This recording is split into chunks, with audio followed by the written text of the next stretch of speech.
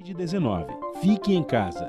Saiba como se prevenir. Orientações para permanecer fisicamente em atividade durante o período de quarentena. Ficar em quarentena pode causar estresse adicional e desafiar nossa saúde mental. A atividade física pode te ajudar a se manter em calma e a continuar protegendo sua saúde durante esse período. Se você se decidir se exercitar ao ar livre, tome os seguintes cuidados. Prefira horários alternativos, sem aglomeração de pessoas. Exercite-se sem a companhia de outras pessoas. Atente-se à segurança no seu bairro. Permaneça nas ruas próximas do seu lar. Planeje sessões mais curtas, cerca de 30 minutos. Uma campanha da Rede Brasil Atual, TVT, Brasil de Fato e Rádio Brasil Atual. Imprensa contra o vírus.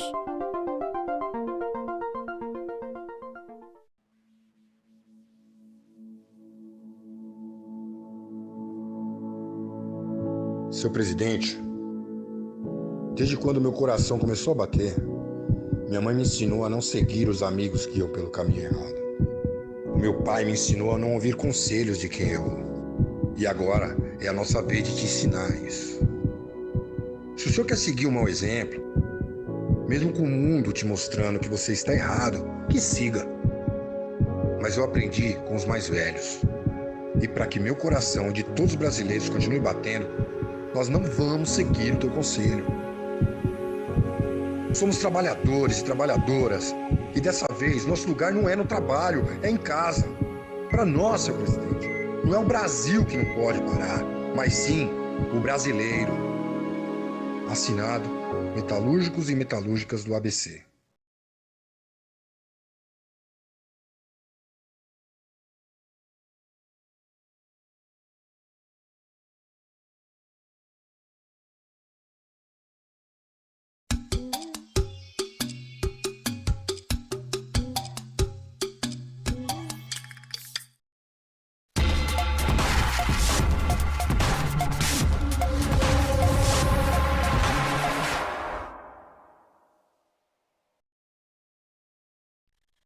Livre para todos os públicos.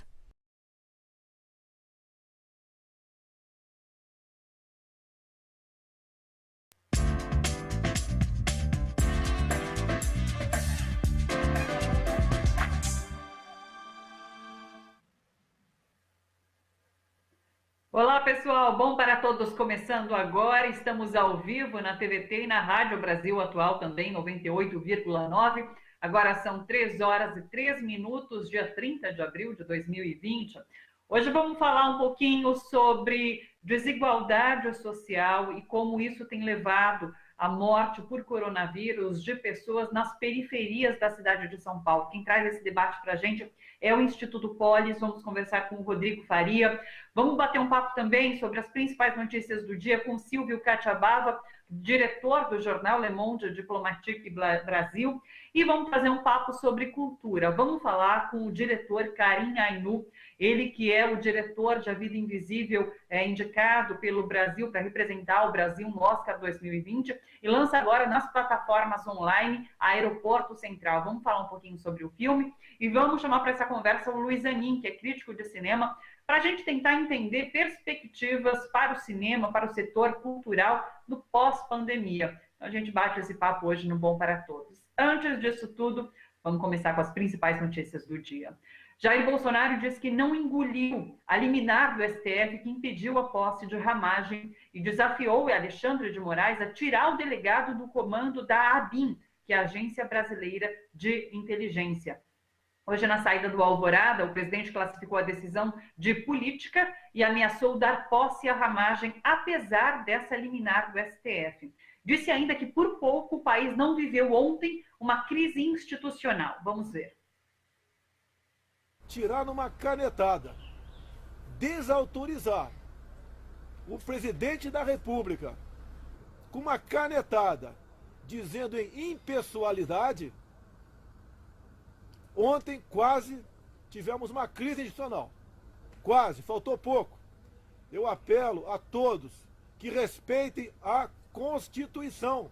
Eu não engoli ainda essa decisão do senhor Alexandre de Moraes. Essa decisão de Alexandre de Moraes teve como base a denúncia do ex-ministro Sérgio Moro, que acusou o Bolsonaro de tentar interferir no trabalho da Polícia Federal. Sobre isso, Bolsonaro disse que o ônus da prova é de Moro e que ele sim estava se portando como dono da Polícia Federal. Veja só. Para deixar bem claro, o senhor Sérgio Moro, o ônus da prova cabe a quem acusa. O ônus da prova cabe a quem acusa. Nenhum superintendente foi trocado. Eu sugeri 2 superintendências. Ele não concordou. Passou a ser o dono de tudo e não aceitava qualquer sugestão. O ego falou mais alto a vida toda dele. Você acompanhou comigo, na verdade, o áudio dessa entrevista, a imagem deu uma pausa ali, a gente não conseguiu acompanhar, mas o áudio estava perfeito, a gente conseguiu acompanhar esse trecho da coletiva, então, de Bolsonaro. Hoje vence o prazo dado, inclusive, pela Justiça Federal para que Jair Bolsonaro apresente o laudo de todos os testes que fez para saber se estava infectado com o novo coronavírus. Os resultados devem ser apresentados ao jornal Estado de São Paulo, que entrou com um pedido na Justiça. Bolsonaro também falou sobre esse assunto. Você sabe que tem uma lei que garante a intimidade, né? Você sabe, se nós dois tivermos uma doença grave, nós não somos obrigados a divulgar o laudo. Isso é uma lei, e a lei vale para todo mundo. Ok? A AGU deve ter recorrido. Tá? E se nós perdermos o recurso, daí vai ser apresentado. A gente segue aguardando, então, a apresentação desses testes que foram feitos por Bolsonaro. Vamos mudar um pouquinho de assunto? Moradores de Belém, no Pará, derrubaram o portão de um hospital em busca de atendimento médico. Pois é. Foi logo depois que o governador Helder Barbalho anunciou ontem que o Hospital Abelardo Santos receberia apenas casos de Covid-19. Vamos dar uma olhada nessa imagem bastante triste. Olha de novo, olha.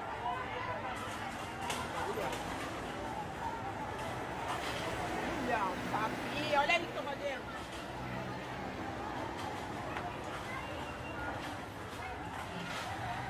Arrebentando o portão do hospital. Olha o desespero. Meu Deus! Meu Deus! Bem A feito. população tem que fazer isso, cara. Olha aí. Como a própria pessoa que está gravando fala, é uma situação de extremo desespero, de fato. A gente vai de Belém para Manaus, onde a situação piora a cada dia. Epicentro do coronavírus no estado do Amazonas, a cidade está com os serviços de saúde e os serviços funerários colapsados. Sem nenhum atendimento médico, as pessoas estão morrendo em casa.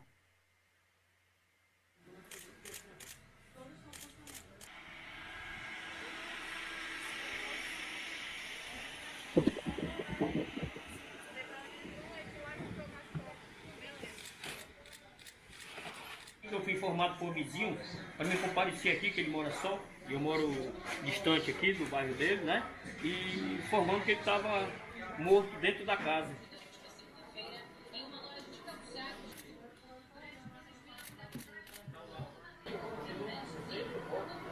Assim, eu já cheguei aqui por volta das 7 horas, mas a família está aguardando desde a hora do falecimento dela, né?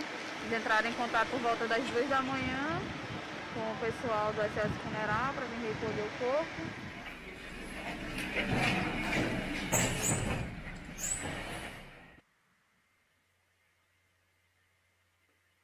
Caos também no pagamento do auxílio emergencial, tão necessário para que as famílias mais vulneráveis sobrevivam durante a pandemia do coronavírus. Há filas enormes diante das agências da Caixa Econômica Federal, isso por todo o Brasil. Dá uma olhada.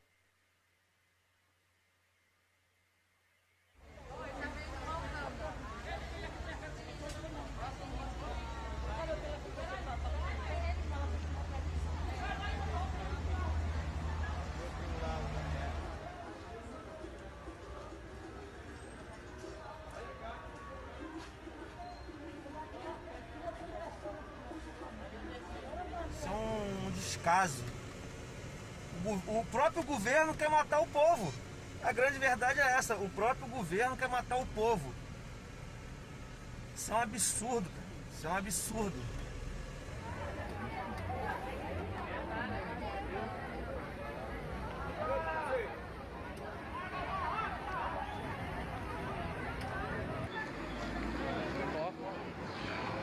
Olha a fila que tá isso. É gente de um lado, gente do outro. Todo mundo para receber o seu auxílio, eles fecham a porta.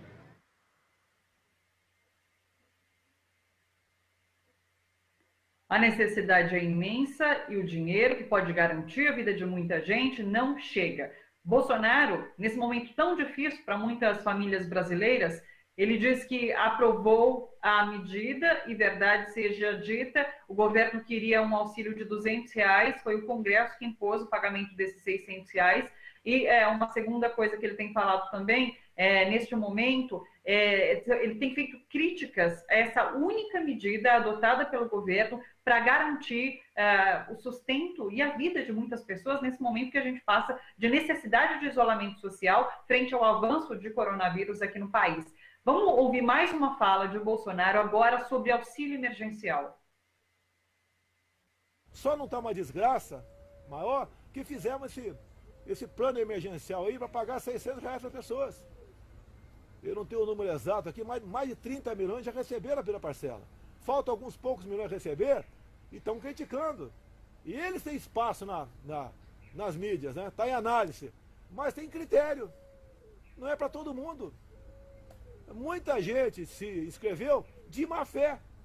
Sabe disso? Quando de vez em quando a gente faz um pente fino do Bolsa Família, encontra muita gente bem de vida recebendo no Bolsa Família. Não foi diferente aqui.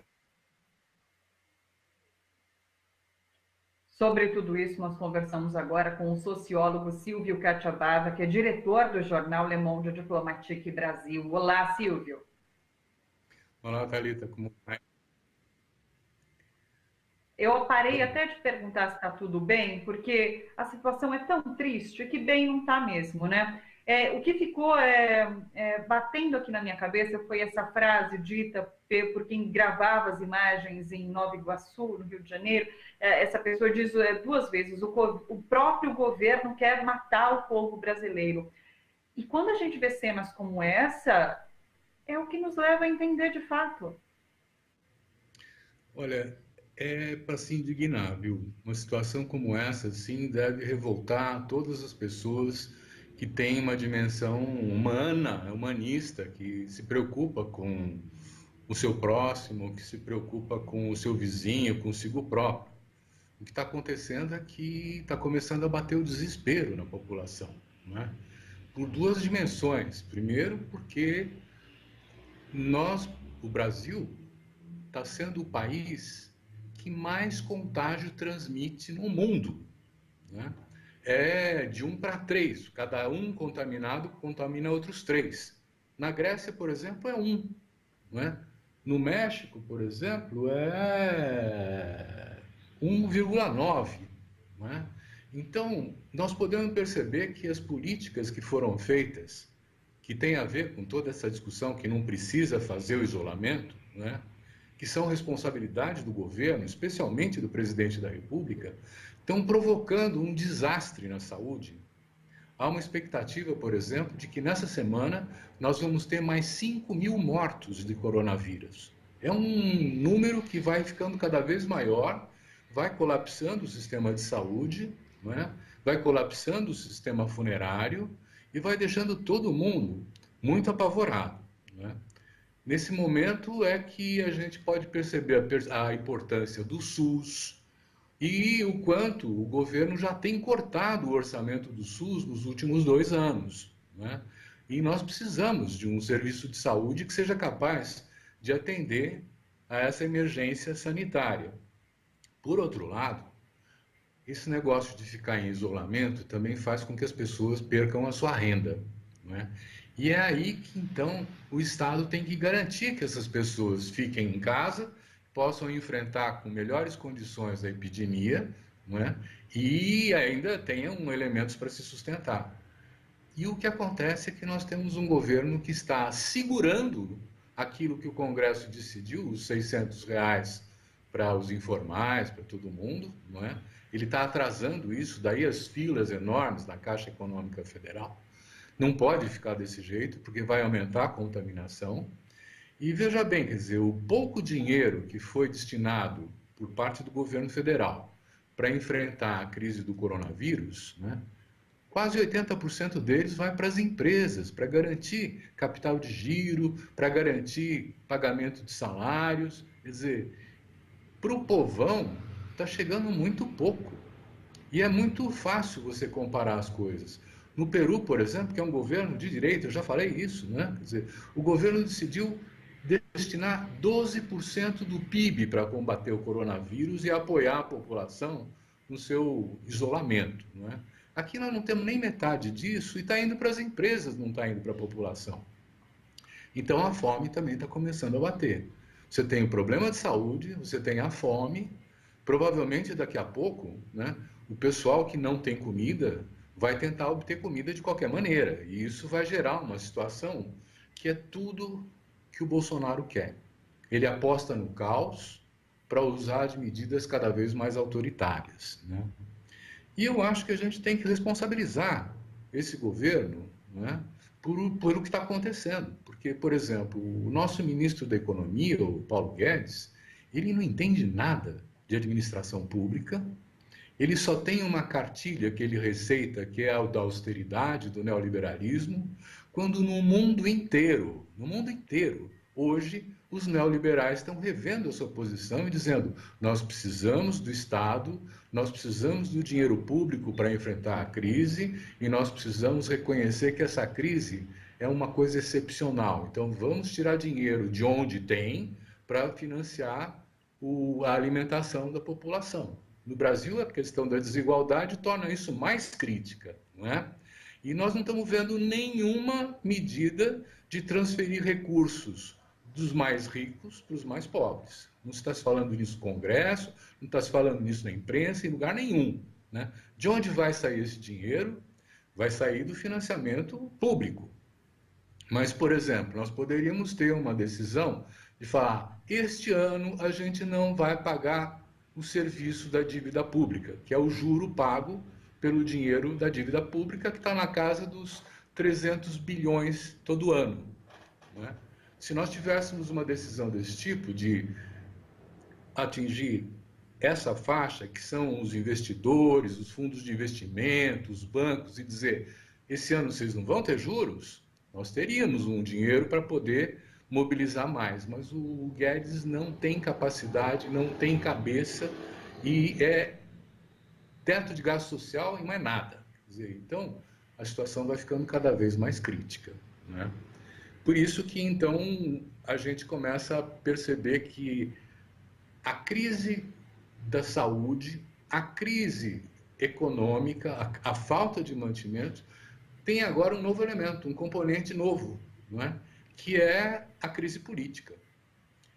Um presidente que, em sessão pública, comentando na frente do Palácio, fala assim: eu sou a Constituição. Ninguém comentou isso, mas ele falou, né?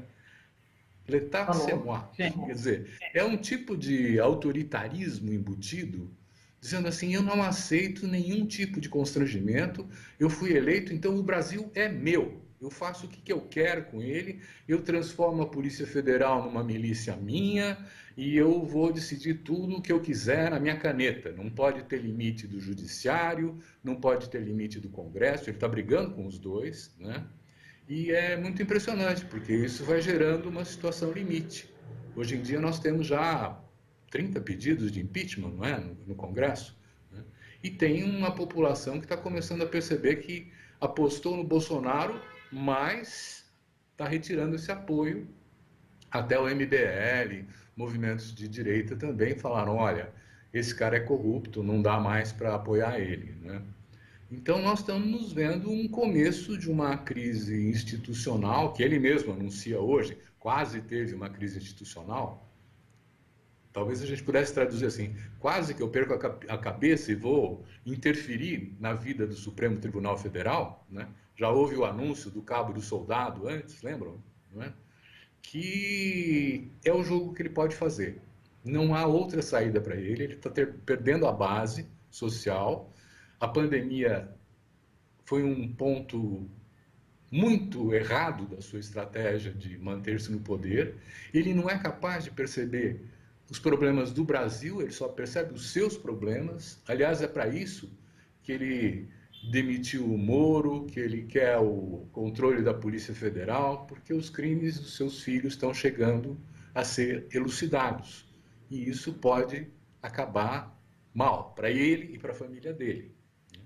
Não acredito que haja ainda as tais das condições do impeachment, porque nós temos um Congresso também que é muito fisiológico. Esse centrão, esse conjunto de partidos que foi procurado por Bolsonaro para garantir o seu apoio,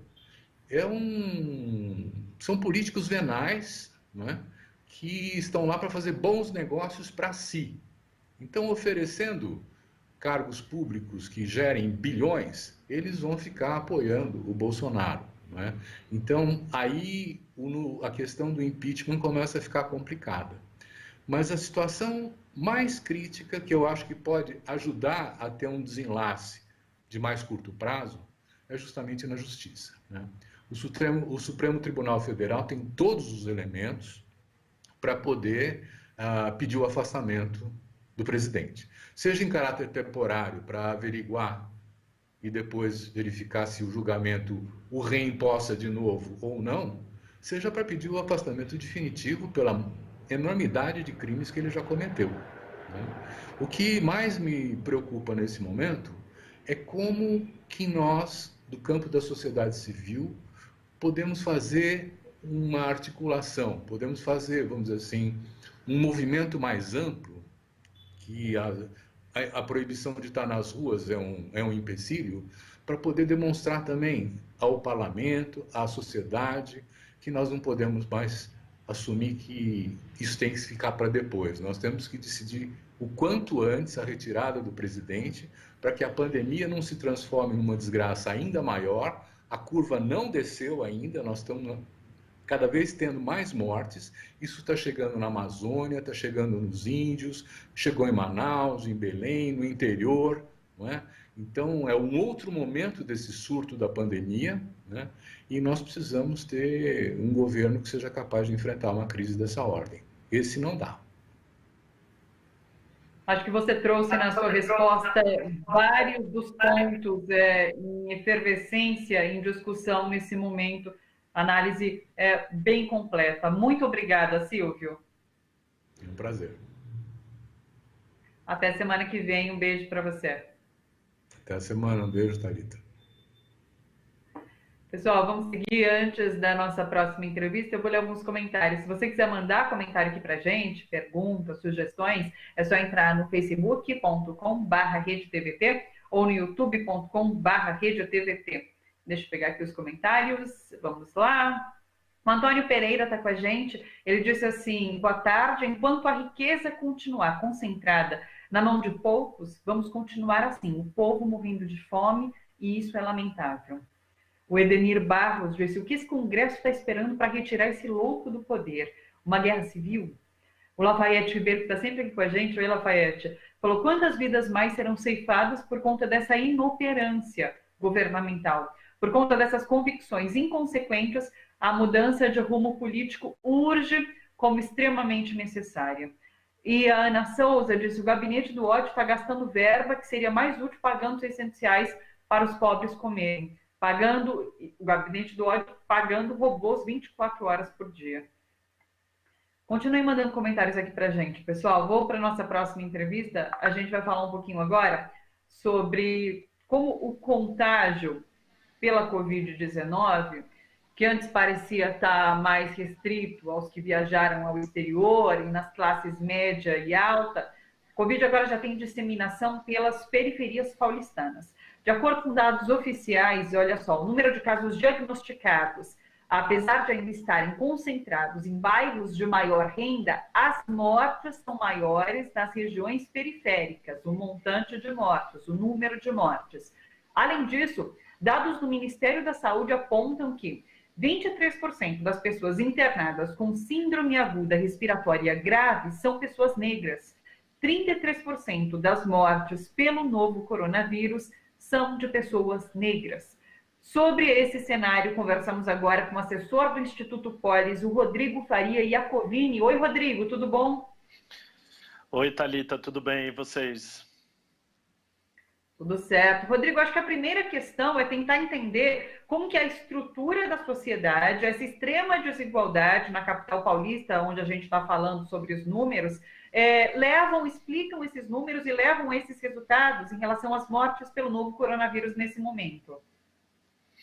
Bom, Thalita, o que a gente vê hoje, na verdade, com toda essa situação da pandemia agora se alastrando para as periferias e como isso tem causado um número de mortes relativamente superior nas periferias do que em regiões mais centrais, isso é resultado de um processo que é tanto social, mas quanto também territorial, de desigualdade, né? Desigualdade social, desigualdade socioterritorial.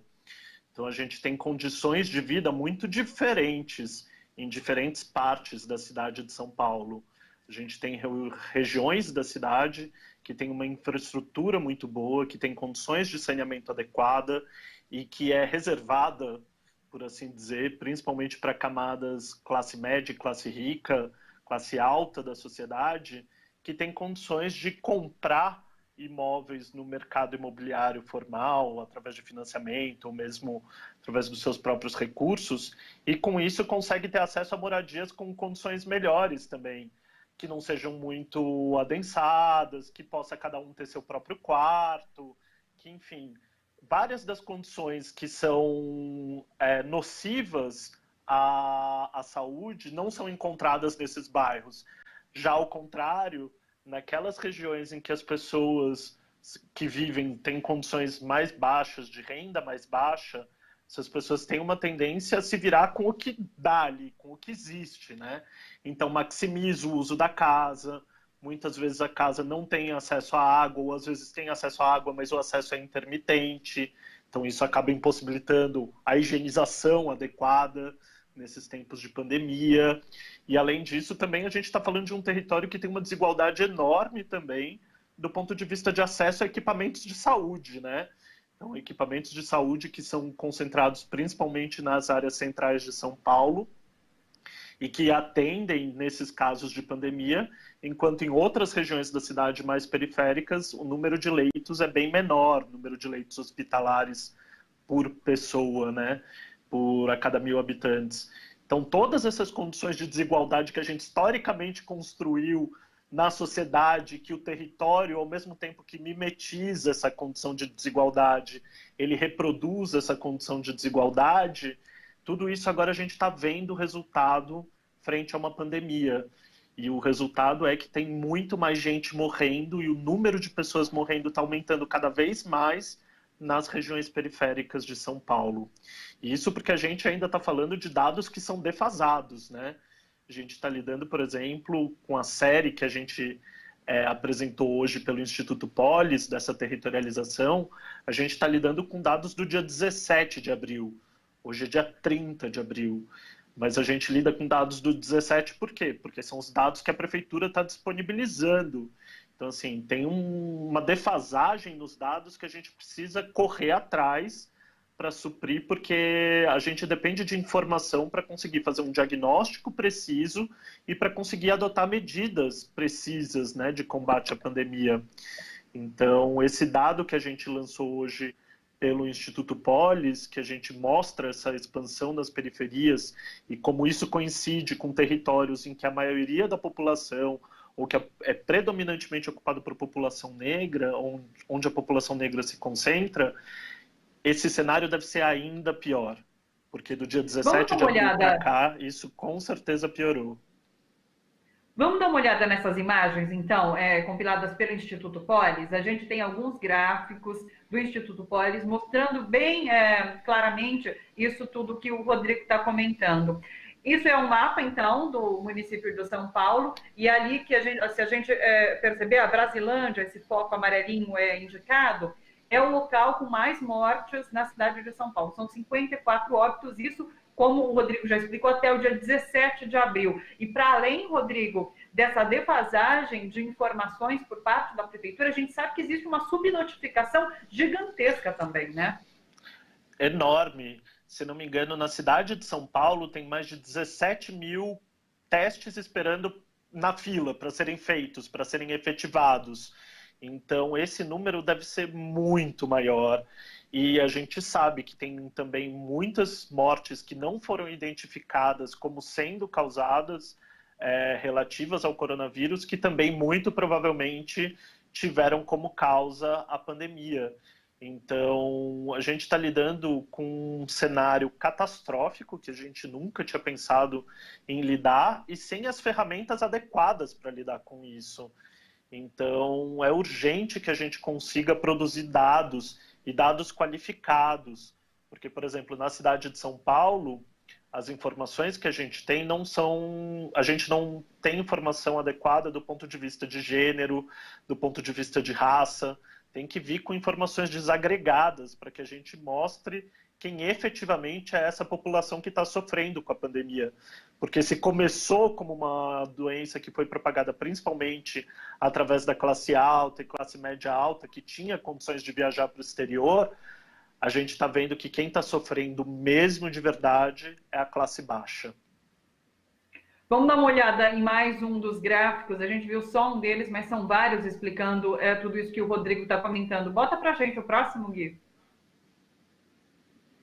Aí, áreas azuis é o crescimento mais lento do número de mortes, né? E daí na região central isso fica mais evidente. Isso, exatamente isso. Esse é um gráfico que mostra como está sendo o crescimento do número de mortes decorrente do coronavírus. Onde está crescendo mais rápido, onde está mais acelerado esse crescimento. Então, no caso, os azuis são os mais lentos e quanto mais vermelho, mais rápido está sendo o crescimento desse número de mortes. E aí a gente vê que a maior parte dessa... que é o mais rápido. Oi? Desculpa, Thalita. Estou pedindo para o nosso diretor e para aí, agora sim, agora os pontos vermelhos aqui mais evidenciados, que é onde o crescimento de mortes tem sido mais rápido. Isso. E aí você vê que isso é mais na zona periférica de São Paulo, em áreas mais afastadas do centro de São Paulo, do que em outros lugares, né? Agora tem um caso interessante da gente comentar, que se você olhar ali na região mais central, tem um distrito que está mais vermelhinho, né? Que é a Liberdade, o distrito da Liberdade, onde fica situada a região, por exemplo, do Glicério. E nesse caso, por exemplo, uma das hipóteses que a gente pode levantar é que justamente o Glicério é uma região que tem, embora ela geograficamente seja mais central, ela tem características de moradia, características de ocupação que são mais próximas da caracterização da ocupação periférica. Então, por exemplo, tem muitas áreas que são dominadas por cortiços, com alta densidade habitacional, às vezes até com baixas condições de saneamento. Então, essa região, embora central, ela pode estar apresentando esse crescimento dos óbitos por conta disso, o que faz a gente pensar que realmente as condições territoriais e de infraestrutura são predominantes para explicar essa situação que a gente vive com a pandemia em relação aos óbitos e à infecção, né? Só o último gráfico em relação à população negra, que também é bastante interessante. Temos para soltar, Gui? Deixa eu dar uma olhada, ele está procurando. O nosso... Não, tá bom. Então, tudo bem. A gente teve um probleminha de conexão, a gente não vai conseguir, acho que, mostrar esse último gráfico, mas, enfim, a gente vê, de fato, que a população negra também está concentrada mais nessas regiões periféricas, que são as mais atingidas pelo coronavírus. Isso, porque, historicamente, no Brasil, a segregação racial e a segregação social, elas andam juntas, né? Da abolição da escravatura, o que a gente viu, na verdade, foi a manutenção e a opressão da sociedade para que as pessoas negras continuassem ocupando os piores territórios da cidade, os piores estamentos sociais. E com isso, embora só 23% das pessoas infectadas são negras, no caso dos óbitos, cresce para mais de 30% o número de pessoas dentro da situação de desigualdade territorial. socioterritorial que a gente vive. Como a gente pode ver nesse mapa, que eu acho que está mostrando agora, coincide as áreas que têm maior crescimento dos óbitos em São Paulo com áreas que têm uma ocupação de população negra na cidade. Então, agora isso é um dado que, para a gente refinar ainda melhor, seria importantíssimo que a Prefeitura e o Governo do Estado de São Paulo conseguissem disponibilizar dados desagregados por gênero, por raça e por outras características socioeconômicas. Claro, porque a partir desses dados, inclusive, que é possível construir soluções, né? Então, isso precisa estar muito bem evidenciado para que as organizações mesmo possam pensar em soluções, sugerir soluções para o poder público. Claro. E que a gente consiga materializar de uma vez por todas a compreensão de que a desigualdade e que o território são centrais para explicar as condições que a gente vive das cidades e da sociedade brasileira. Sem a gente entender como funcionam os mecanismos perversos de desigualdade e como isso se reproduz e é alimentado por uma produção excludente da cidade, sem a gente entender isso, a gente não vai conseguir transformar a sociedade brasileira e as nossas cidades em lugares melhores de serem habitados. E essa pandemia escancara essa situação, escancara como são as condições de urbanidade que são predominantes para a sobrevivência ou não diante da pandemia. Como disse a Carol da Rede Nossa São Paulo ontem, é uma janela de oportunidade, a gente precisa aproveitar esse momento para discutir, para deixar mais evidente as desigualdades e pensar em soluções para esse problema que é tão crítico nesse momento, mas que é desde sempre, que existe, é perene, a gente precisa mudar essa realidade. Conversamos com o Rodrigo Faria Iacovini, do Instituto Polis. Rodrigo, eu agradeço demais pela sua participação e por esses dados que você traz aqui para a gente. Eu que agradeço o convite. Fiquem ligados nas redes sociais do Polis, que a gente vai produzir muito mais coisa relativo à pandemia e território nessas próximas semanas. @Instituto Polis? @Instituto Polis, no Instagram, no Facebook e no Twitter. Pode seguir a gente. Maravilha. Obrigada, Rodrigo. Até a próxima. Tchau, tchau. Obrigado. Tchau, tchau. Pessoal, vou ler mais alguns comentários. Vamos lá. A Maria da Penha está perguntando por que Bolsonaro não vai acompanhar os governadores visitando os hospitais? É melhor do que dizer e daí? Pois é. Antônia Aparecida falou: a Casa Grande, como sempre, matando a população negra. Até quando? O Oswaldo Miranda deu boa tarde. Ele falou assim: olha, eu acho que o palhaço que se elegeu como presidente do nosso país tem um projeto pessoal que visa beneficiar a si e a quem está ao seu redor. E nunca foi para beneficiar todos os brasileiros. E a Milena Batista Falcone falou: acordem, pessoal, Bolsonaro está cometendo atos genocidas, sim. Pessoal, podem continuar mandando os comentários. A gente vai para um rápido intervalo. Daqui a pouquinho a gente volta. Bem rapidinho, fica por aí. Até já.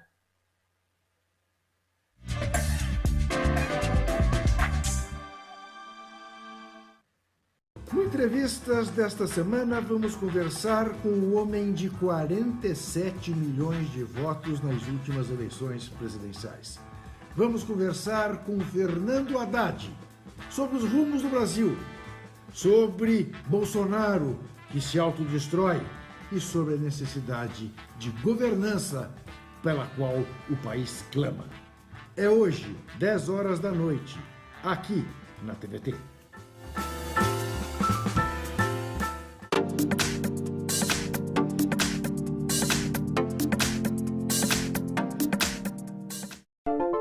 Covid-19. Fique em casa. Saiba como se prevenir. Orientações para permanecer fisicamente em atividade durante o período de quarentena. Ficar em quarentena pode causar estresse adicional e desafiar nossa saúde mental. A atividade física pode te ajudar a se manter em calma e a continuar protegendo sua saúde durante esse período. Levante-se e caminhe por 5 minutos a cada meia hora depois de estar sentado, trabalhando ou assistindo à TV. Sente-se no sofá ou cadeira apenas quando estiver sentindo cansaço. Evite utilizar elevadores. Caminhe, brinque com as crianças ou pets. Realize tarefas domésticas. Uma